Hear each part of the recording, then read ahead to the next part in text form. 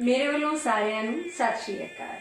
उम्मीद करती हाँ तुसीं सारे अपने घरों में सुरक्षित होवोगे, तंदुरुस्त होवोगे ते घर बैठ के अपनी पढ़ाई जारी रख रहे होवोगे।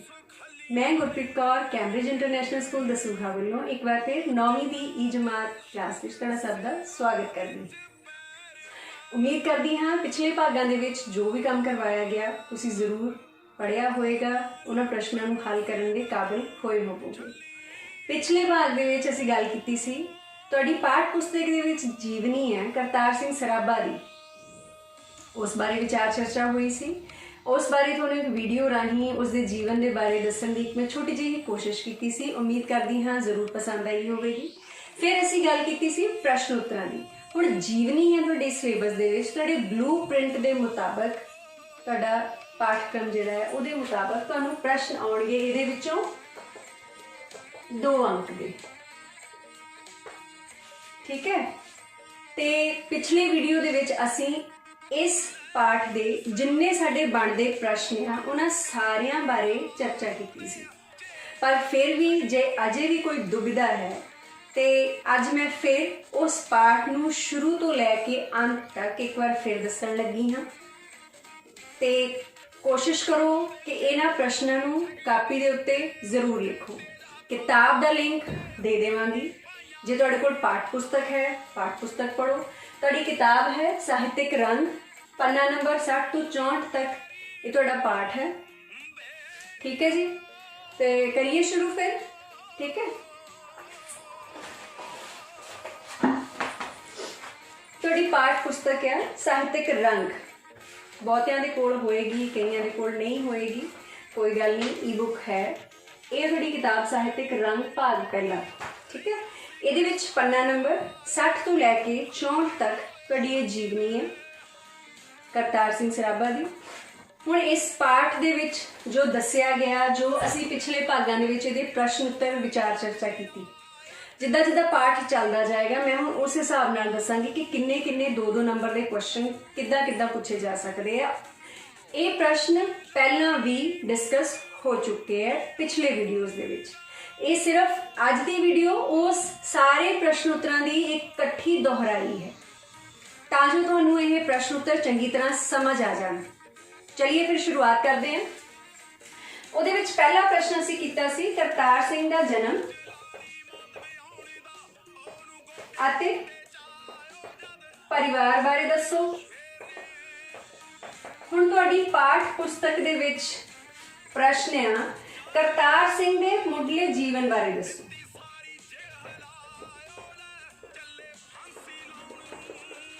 मुढले जीवन बारे दसो। मुढला जीवन शुरुआती जीवन। हुण जीवनी दे विच तुसीं लिखना की हुंदा है। सब तो पहला तुहानूं जन्म तरीक पता होवे, माता पिता का नाम जे दस्सिया होया है ते ओह लिखना हुंदा तुसीं इहदे विच। परिवार का माहौल किदां दा सी ओह लिखोगे इस प्रश्न के उत्तर विच, ठीक है। फिर मुढली पढ़ाई बारे दसना इहदे विच। असीं सारियां चीज़ां इस प्रश्न दे विच कवर कीतियां सी, ठीक है। माता पिता का नाम, परिवार का माहौल। हुण इस जीवनी दे विच करतार सिंह जिहड़ी जीवनी वाली किताब दे विच इहदे विच इहदे दादा जी का नाम दस्सिया गया है ते भैण का नाम भी दस्सिया गया है। परिवारिक माहौल च की लिखोगे? पिता रज्जे पुज्जे किसान सी पर छोटी उम्र से देहांत होने कारण पालन पोषण किया दादा जी ने। बचन सिंह ने उन्होंने सरकारी अफसर बनाना चाहते सी। मुढली विद्या कित्थों हासिल की? पिंड दे ही स्कूल सराबे दे प्राइमरी स्कूल तो, ठीक है। फिर उस तो बाद मालवा खालसा हाई स्कूल लुधियाने च। क्लियर? उम्मीद है लिखिया होएगा, तुसीं नहीं लिखिया कोई गल नहीं, अज लिखो, ठीक है। अगला क्वेश्चन असीं डिस्कस कीता सी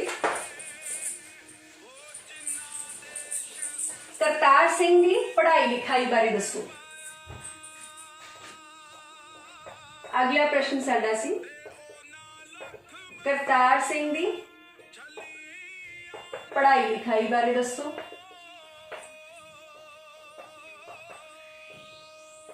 हुण इहदे च पढ़ाई लिखाई बारे की लिखांगे आपां? पहलां उहदी मुढली विद्या, उस तो बाद लिखांगे उहदी ਮੁੱਢਲੀ ਵਿਦਿਆ ਤੋਂ ਬਾਅਦ ਹਾਈ ਸਕੂਲ ਦੀ ਪੜ੍ਹਾਈ,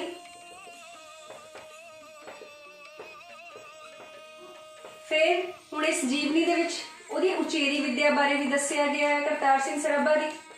ਠੀਕ ਹੈ, ਮੁੱਢਲੀ ਵਿਦਿਆ ਸਰਾਭੇ ਦੇ ਹੀ ਪ੍ਰਾਇਮਰੀ ਸਕੂਲ ਦੇ ਵਿੱਚ, ਹਾਈ ਸਕੂਲ ਕਿੱਥੇ, ਮਾਲਵਾ ਖਾਲਸਾ ਹਾਈ ਸਕੂਲ ਲੁਧਿਆਣੇ 'ਚ, ਪਰ ਉੱਥੇ ਪੜ੍ਹਾਈ 'ਚ ਦਿਲ ਨਹੀਂ ਲੱਗਾ, 9ਵੀਂ ਦੀ ਪੜ੍ਹਾਈ ਵਿੱਚ ਹੀ ਛੱਡ ਕੇ ਉਹ ਆਪਣੇ ਚਾਚਾ ਜੀ ਦੇ ਕੋਲ ਉੜੀਸਾ ਚਲੇ ਗਏ। ਉੱਥੇ ਜਾ ਕੇ ਉਹਨਾਂ ਨੇ ਫਿਰ 10ਵੀਂ ਪਾਸ ਕੀਤੀ। ਉਚੇਰੀ ਵਿਦਿਆ ਦੇ ਲਈ ਉਹ 15 ਸਾਲ ਦੀ ਉਮਰ ਵਿੱਚ ਅਮਰੀਕਾ ਗਏ ਸੀ ਪੜ੍ਹਾਈ ਕਰਨ ਲਈ। ਠੀਕ ਹੈ, ਇਸ ਪ੍ਰਸ਼ਨ ਦੇ ਉੱਤਰ ਲਈ ਤੁਸੀਂ ਇਹਨਾਂ ਚੀਜ਼ਾਂ ਨੂੰ ਧਿਆਨ 'ਚ ਰੱਖੋਗੇ। ਉਸ ਤੋਂ ਬਾਅਦ ਅਸੀਂ ਗੱਲ ਕੀਤੀ ਸੀ, ਅਗਲਾ ਪ੍ਰਸ਼ਨ ਆ, ਕਰਤਾਰ ਸਿੰਘ ਸਰਾਭਾ ਉੜੀਸਾ ਕਿਉਂ ਗਏ ਸੀ? ਹਾਂਜੀ, ਲਿਖਿਆ ਤੁਸੀਂ, ਕਰਤਾਰ ਸਿੰਘ ਸਰਾਭਾ ਉੜੀਸਾ ਕਿਉਂ ਗਏ ਸੀ?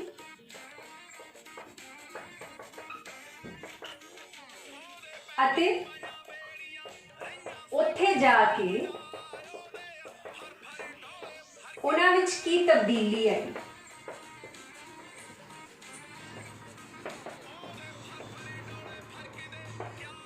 ਠੀਕ ਹੈ, ਤੁਹਾਨੂੰ 2 ਨੰਬਰ ਦਾ ਪ੍ਰਸ਼ਨ ਇਹ ਵੀ ਪੁੱਛਿਆ ਜਾ ਸਕਦਾ ਹੈ, ਉੜੀਸਾ ਕਿਉਂ ਗਏ ਸੀ? ਪਹਿਲਾਂ ਤਾਂ ਇਹ ਲਿਖਾਂਗੇ ਪੜ੍ਹਾਈ 'ਚ ਮਨ ਨਹੀਂ ਸੀ ਲੱਗਦਾ, ਪੜ੍ਹਾਈ ਵਿੱਚ ਮਨ ਨਹੀਂ ਲੱਗਦਾ ਸੀ। ਠੀਕ ਹੈ, ਉੱਥੇ ਜਾ ਕੇ ਕੀ ਤਬਦੀਲੀ ਆਈ? ਬੰਗਾਲ ਤੇ ਉੜੀਸਾ ਵਿੱਚ ਆਜ਼ਾਦੀ ਲਈ ਜਾਗਰਤੀ ਪੈਦਾ ਹੋ ਰਹੀ ਸੀ।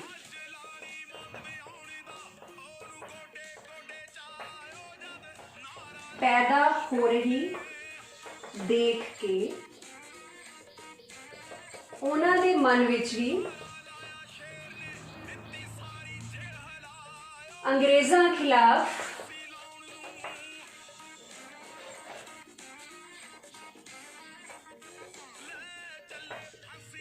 ਜੋਸ਼ ਭਰਨ ਲੱਗਾ। ਠੀਕ ਹੈ, ਫਿਰ ਹੋਇਆ ਕੀ ਸੀਗਾ, ਉੱਥੇ ਜਾ ਕੇ ਉਹਨਾਂ ਨੇ ਕੀ ਕੀਤਾ ਸੀ? ਅੰਗਰੇਜ਼ੀ ਸਮਾਚਾਰ ਪੱਤਰ ਅਖਬਾਰਾਂ ਪੜ੍ਹਨੀਆਂ ਸ਼ੁਰੂ ਕੀਤੀਆਂ, ਜਿੱਥੋਂ ਉਹਨਾਂ ਨੂੰ ਫਿਰ ਪਤਾ ਲੱਗਾ ਕਿ ਅੰਗਰੇਜ਼ੀ ਸਾਮਰਾਜ ਕਿੱਦਾਂ ਭਾਰਤੀਆਂ ਦਾ ਲਹੂ ਚੂਸ ਰਿਹਾ ਹੈ, ਭਾਰਤੀਆਂ ਉੱਤੇ ਜ਼ੁਲਮ ਕਰ ਰਿਹਾ ਹੈ। ਤੇ ਹੋਰ ਜ਼ਿਆਦਾ ਇਹਨੂੰ ਜਾਣਨ ਲਈ ਉਹਨਾਂ ਨੇ ਕੀ ਕੀਤਾ? ਅਗਾਂਹ ਵਧੂ ਸਾਹਿਤ ਪੜ੍ਹਨਾ ਸ਼ੁਰੂ ਕੀਤਾ, ਰਾਜਨੀਤੀ ਬਾਰੇ ਪੜ੍ਹਨਾ ਸ਼ੁਰੂ ਕੀਤਾ। ਤੇ ਹੌਲੀ ਹੌਲੀ ਇਹ ਸੋਚ ਜਿਹੜੀ ਸੀ ਆਪਣੇ ਦੇਸ਼ ਨੂੰ ਆਜ਼ਾਦ ਕਰਵਾਉਣ ਦੇ ਵਿੱਚ ਤਬਦੀਲ ਹੋ ਗਈ। ਠੀਕ ਹੈ, ਇਸ ਪ੍ਰਸ਼ਨ ਦੇ ਉੱਤਰ ਲਈ ਤੁਸੀਂ ਇਹ ਚੀਜ਼ਾਂ ਲਿਖੋਗੇ। ਹੁਣ ਅਗਲਾ ਪ੍ਰਸ਼ਨ ਦੇਖਦੇ ਹਾਂ ਆਪਾਂ। ਇਹ ਸਾਰੇ ਪ੍ਰਸ਼ਨ ਆਪਾਂ ਪਿਛਲੇ ਵੀਡੀਓ 'ਚ ਕਰ ਚੁੱਕੇ ਹਾਂ। ਠੀਕ ਹੈ, ਇਹ ਸਿਰਫ ਇੱਕ ਦੁਹਰਾਈ ਹੈ ਕਿ ਜੇ ਅਜੇ ਵੀ ਕੁਝ ਬੱਚਿਆਂ ਨੂੰ ਡਾਊਟ ਹੈ, ਦੁਵਿਧਾ ਹੈ, ਤੇ ਅਸੀਂ ਕਿੱਦਾਂ ਉਹਨਾਂ ਪ੍ਰਸ਼ਨਾਂ ਦੇ ਉੱਤਰਾਂ ਨੂੰ ਲਿਖਣਾ ਹੈ। ਠੀਕ ਹੈ, ਸਾਡਾ ਅਗਲਾ ਪ੍ਰਸ਼ਨ ਆਏਗਾ,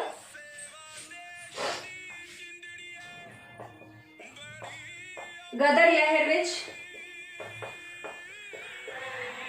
ਕਰਤਾਰ ਸਿੰਘ ਸਰਾਭਾ ਦਾ ਕੀ ਯੋਗਦਾਨ ਸੀ? ਠੀਕ ਹੈ, ਹੁਣ ਇੱਥੇ ਕਰਤਾਰ ਸਿੰਘ ਸਰਾਭਾ ਦਾ ਗਦਰ ਲਹਿਰ ਦੇ ਵਿੱਚ ਯੋਗਦਾਨ ਤੁਸੀਂ ਕਿੱਦਾਂ ਲਿਖਣਾ ਹੈ ਕਿ ਕਰਤਾਰ ਸਿੰਘ ਸਰਾਭਾ ਨੇ ਇੱਕ ਕ੍ਰਾਂਤੀਕਾਰੀ ਸੋਚ ਰੱਖਣ ਵਾਲਿਆਂ ਦੀ ਇੱਕ ਪਾਰਟੀ ਬਣਾਈ ਗਈ ਸੀ, the Hindi association of Pacific coast. Kartar Singh Sarabha ਵੀ ਇਸੇ ਹੀ ਪਾਰਟੀ ਦਾ ਇੱਕ ਮੈਂਬਰ ਸੀ। ਉਮਰ ਉਹਦੀ ਬਹੁਤ ਛੋਟੀ ਸੀ, ਪਾਰਟੀ ਦੇ ਵਿੱਚ ਉਹਨੂੰ ਕੋਈ ਅਹੁਦਾ ਨਹੀਂ ਦਿੱਤਾ ਗਿਆ ਸੀ, ਪਰ ਇਹਦਾ ਮਤਲਬ ਇਹ ਨਹੀਂ ਸੀ ਕਿ ਉਹ ਪਾਰਟੀ ਦੇ ਲਈ ਕੋਈ ਕੰਮ ਨਹੀਂ ਕਰਦਾ ਸੀ, ਕੰਮ ਕਰਦਾ ਸੀ। ਉਹਨਾਂ ਨੇ ਕੀ ਕੀਤਾ ਸੀ, ਫਿਰ ਇੱਕ ਗਦਰ ਨਾਂ ਦੇ ਪਰਚੇ ਦਾ ਪ੍ਰਕਾਸ਼ਨ ਸ਼ੁਰੂ ਕੀਤਾ। ਪਰਚਾ ਅਖਬਾਰ ਸੀ ਜਾਂ ਟੈਂਪਲੇਟ ਸੀ, ਹੈ ਨਾ, ਉਹਦੇ ਵਿੱਚ ਉਹ ਕੀ ਕਰਦਾ ਹੁੰਦਾ ਸੀ ਕਰਤਾਰ ਸਿੰਘ ਸਰਾਭਾ। ਇੱਥੇ ਹੁਣ ਤੁਸੀਂ ਕੀ ਲਿਖੋਗੇ, ਕੀ ਯੋਗਦਾਨ ਸੀ? ਗਦਰ ਪਾਰਟੀ ਦਾ ਅਹਿਮ ਮੈਂਬਰ ਸੀ,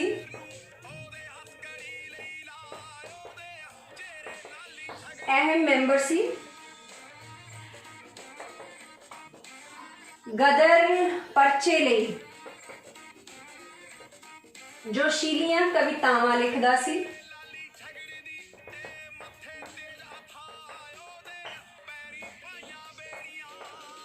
ठीक है जी, ਘਰੋਂ ਘਰੀ ਪਰਚਾ ਵੰਡਣ ਜਾਂਦਾ ਸੀ।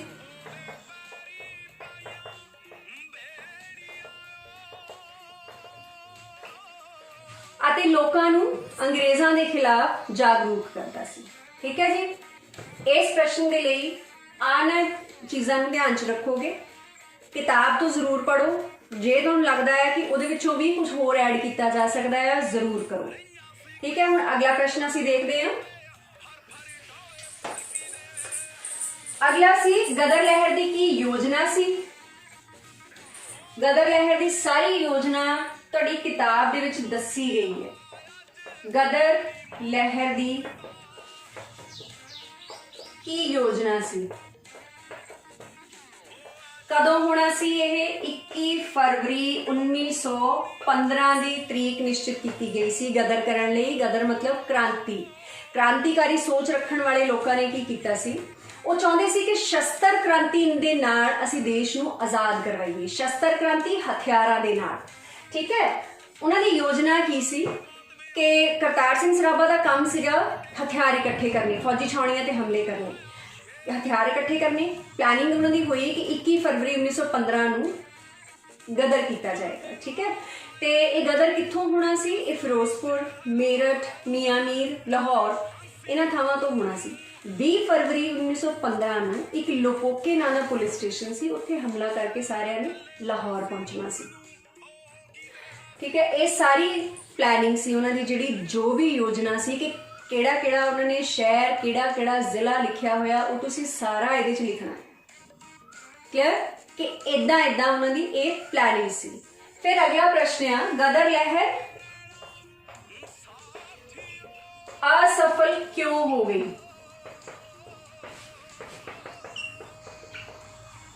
ਹਾਂਜੀ ਬਈ, ਇਹਦੇ ਬਾਰੇ ਵੀ ਅਸੀਂ ਵਿਚਾਰ ਚਰਚਾ ਕੀਤੀ ਸੀ ਕਿ ਗਦਰ ਲਹਿਰ ਜਿਹੜੀ ਸੀ ਉਹ ਅਸਫਲ ਕਿਉਂ ਹੋ ਗਈ ਸੀ।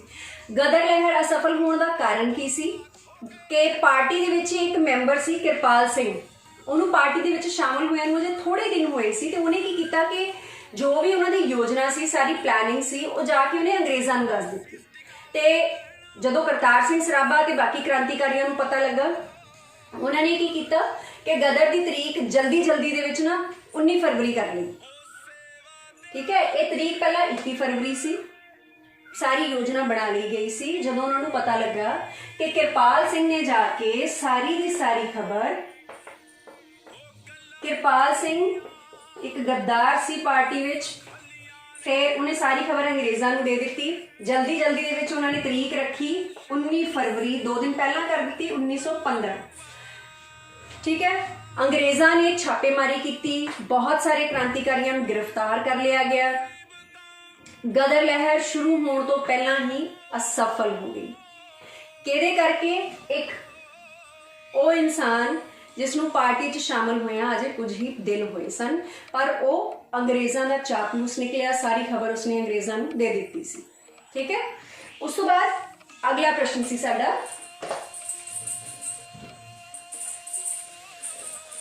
ਹੁਣ ਜੇ ਗ੍ਰਿਫਤਾਰੀਆਂ ਹੋਈਆਂ, ਗ੍ਰਿਫਤਾਰ ਕੀਤਾ ਉਹਨਾਂ ਨੇ ਤੇ ਅੱਗੋਂ ਫਿਰ ਉਹਨਾਂ ਦੇ ਉੱਤੇ ਕੇਸ ਵੀ ਚੱਲੇ। ਹੁਣ ਅਗਲਾ ਪ੍ਰਸ਼ਨ ਤੁਹਾਡਾ ਕੀ ਬਣੇਗਾ? ਕਰਤਾਰ ਸਿੰਘ ਸਰਾਭਾ ਨੂੰ ਫਾਂਸੀ ਦੇਣ ਲਈ ਕੀ ਇਲਜ਼ਾਮ ਲਗਾਇਆ ਗਿਆ?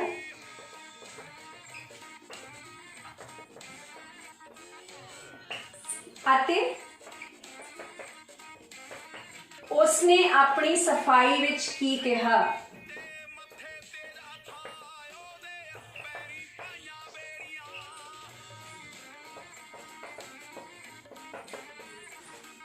ਇਹ ਕੁਐਸਚਨ ਆ, ਉਹਦੇ ਤੇ ਹੁਣ ਮੁਕੱਦਮਾ ਚਲਾਇਆ ਗਿਆ। ਲਾਹੌਰ ਸੈਂਟਰਲ ਜੇਲ੍ਹ ਵਿੱਚ ਲਿਆਂਦਾ ਗਿਆ। ਉਹਨੂੰ ਇਲਜ਼ਾਮ ਉਹਦੇ ਉੱਤੇ ਕੀ ਲਗਾਏ ਗਏ ਸੀ? ਅੰਗਰੇਜ਼ੀ ਰਾਜ ਦਾ ਤਖਤਾ ਪਲਟਣ ਦਾ,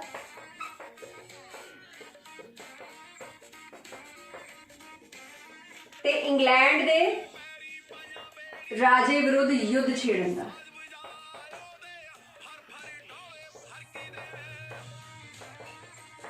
ਠੀਕ ਹੈ। ਤੁਹਾਡੀ ਕਿਤਾਬ 'ਚ ਦਿੱਤਾ ਹੋਇਆ ਹੈ, ਉੱਥੋਂ ਪੜ੍ਹ ਲੈਣਾ। ਇਲਜ਼ਾਮ ਉਹਦੇ ਉੱਤੇ ਲਗਾਏ ਗਏ। ਤੁਹਾਡੀ ਹੁਣ ਪਾਠ ਪੁਸਤਕ ਦੇ ਵਿੱਚ बैक एक्सरसाइज ਦੇ ਵਿੱਚ ਪ੍ਰਸ਼ਨ ਸਿਰਫ ਇੱਥੇ ਤੱਕ ਹੈ, ਕੀ ਇਲਜ਼ਾਮ ਲਗਾਇਆ ਗਿਆ ਉਸ ਤੋਂ ਅਗਲਾ ਨਹੀਂ ਹੈ। ਪਰ ਜੇ ਅਸੀਂ ਇੰਨਾ ਕੁ ਲਿਖਾਂਗੇ ਤੇ ਉਹ 2 ਨੰਬਰ ਦੇ ਹਿਸਾਬ ਨਾਲ ਬਹੁਤ ਛੋਟਾ ਹੈ। ਫਿਰ ਤੁਸੀਂ ਉਹਦੇ ਵਿੱਚ ਐਡ ਇਹ ਵਾਲਾ ਐ ਕਰੋਗੇ, ਉਸਨੇ ਆਪਣੀ ਸਫਾਈ ਵਿੱਚ ਕੀ ਕਿਹਾ। ਇੱਥੇ ਲਿਖਣਾ ਹੈ ਕਿ ਉਸਨੇ ਨਾ ਆਪ ਕੁਝ ਕਿਹਾ, ਨਾ ਅਦਾਲਤ ਵੱਲੋਂ ਨਿਯਤ ਕੀਤੇ ਗਏ ਵਕੀਲ ਨੂੰ ਕੁਝ ਕਹਿਣ ਦਿੱਤਾ। ਕੀ ਕਿਹਾ ਸੀ ਉਸਨੇ ਕਿ ਮੈਨੂੰ ਸਾਰੇ ਇਲਜ਼ਾਮ ਕਬੂਲ ਹਨ, ਮੈਨੂੰ ਤੁਸੀਂ ਜਲਦ ਤੋਂ ਜਲਦ ਫਾਂਸੀ ਦਿਓ ਤਾਂ ਜੋ ਮੈਂ ਆਪਣੇ ਅਧੂਰੇ ਕੰਮ ਨੂੰ ਪੂਰਾ ਕਰ ਸਕਾਂ ਤੇ ਆਪਣੇ ਭਾਰਤ ਦੇਸ਼ ਨੂੰ ਮੈਂ ਅੰਗਰੇਜ਼ਾਂ ਦੀ ਗੁਲਾਮੀ ਤੋਂ ਆਜ਼ਾਦ ਕਰਵਾ ਸਕਾਂ। ਠੀਕ ਹੈ। ਫਿਰ ਗੋਰੀ ਸਰਕਾਰ ਦੀ ਇੱਕ ਵਿਸ਼ੇਸ਼ ਟ੍ਰਾਈਬਿਊਨਲ ਸੀ, ਉਹਨਾਂ ਨੇ ਕਰਤਾਰ ਸਿੰਘ ਸਰਾਭਾ ਨੂੰ 13 ਨਵੰਬਰ 1915 ਨੂੰ ਫਾਂਸੀ ਦੀ ਸਜ਼ਾ ਸੁਣਾ ਦਿੱਤੀ ਤੇ 16 ਨਵੰਬਰ 1915 ਨੂੰ ਕਰਤਾਰ ਸਿੰਘ ਸਰਾਭਾ ਨੂੰ ਫਾਂਸੀ ਦੇ ਦਿੱਤੀ ਗਈ। ਕਰਤਾਰ ਸਿੰਘ ਸਰਾਭਾ ਸਭ ਤੋਂ ਛੋਟੀ ਉਮਰ ਦਾ ਸ਼ਹੀਦ ਸੀ, ਸਿਰਫ ਉਹਦੀ ਉਮਰ 19 ਸਾਲ ਸੀ। ਹੁਣ ਦੇਖੋ ਬੱਚੇ, ਇੱਕ ਛੋਟੀ ਜਿਹੀ ਉਮਰ ਦੇ ਵਿੱਚ ਹੀ ਉਸ ਬੱਚੇ ਦੇ ਅੰਦਰ ਹੈ ਨਾ ਉਹ ਜੇ ਬੱਚਾ ਸੀ ਨਾ ਜਵਾਨ ਸੀ, ਮਤਲਬ ਬਹੁਤ ਛੋਟੀ ਉਮਰ ਦੇ ਵਿੱਚ ਹੀ ਉਹਦੇ ਅੰਦਰ ਇਹ ਗੱਲ ਘਰ ਕਰ ਗਈ ਸੀ ਕਿ ਮੈਂ ਅੰਗਰੇਜ਼ਾਂ ਨੂੰ ਆਪਣੇ ਦੇਸ਼ ਚੋਂ ਬਾਹਰ ਕੱਢਣਾ ਹੀ ਕੱਢਣਾ ਹੈ ਤੇ ਉਹ ਸ਼ਸਤਰ ਕ੍ਰਾਂਤੀ ਦੇ ਨਾਲ ਹੀ ਕਰਨਾ ਚਾਹੁੰਦਾ ਸੀ। ਠੀਕ ਹੈ, ਹਥਿਆਰਾਂ ਦੇ ਨਾਲ ਕਰਨਾ ਚਾਹੁੰਦਾ ਸੀ, ਇੰਨਾ ਜੋਸ਼ ਸੀ ਉਸ ਵਿੱਚ। ਫਾਂਸੀ ਦੇ ਦਿੱਤੀ ਗਈ ਕਰਤਾਰ ਸਿੰਘ ਸਰਾਭਾ ਨੂੰ ਤੇ ਇਹ ਫਿਰ ਅਗਲੀਆਂ ਆਉਣ ਵਾਲੀਆਂ ਪੀੜ੍ਹੀਆਂ ਲਈ ਚਾਨਣ ਮੁਨਾਰਾ ਬਣਿਆ। ਭਗਤ ਸਿੰਘ ਵੀ ਆਪਣੇ ਕਰਤਾਰ ਸਿੰਘ ਸਰਾਭਾ ਨੂੰ ਆਪਣਾ ਪ੍ਰੇਰਨਾ ਸਰੋਤ ਮੰਨਦਾ ਸੀ, ਉਹਦੀ ਜੇਬ ਵਿੱਚ ਹਮੇਸ਼ਾ ਕਰਤਾਰ ਸਿੰਘ ਦੀ ਤਸਵੀਰ ਰਹਿੰਦੀ ਹੁੰਦੀ ਸੀ।